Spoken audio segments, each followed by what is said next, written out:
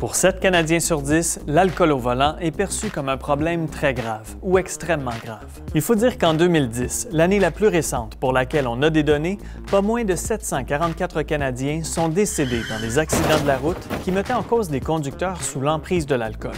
Ça, c'est plus de 2 morts par jour. L'alcool se retrouve pourtant de moins en moins souvent au banc des accusés. En 1995, près de 4 collisions mortelles sur 10 impliquaient un chauffeur en état d'ébriété.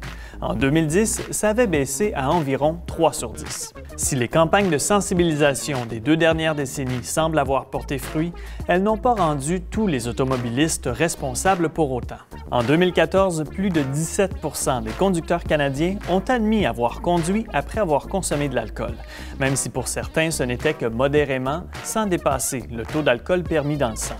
Mais c'est quand même une augmentation par rapport à notre année la plus sobre, 2006, où moins de 15 % des conducteurs avaient pris le volant après avoir bu un verre ou deux.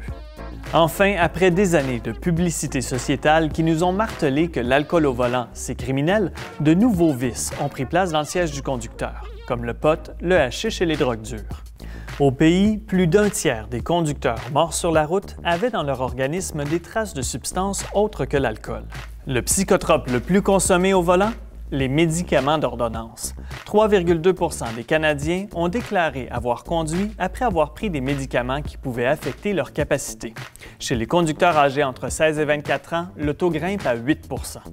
Pas d'alcool, pas de drogue, pas de reproches? Faudrait pas oublier les textos au volant, qui sont devenus le nouveau fléau sur nos routes, même chez les plus sobres.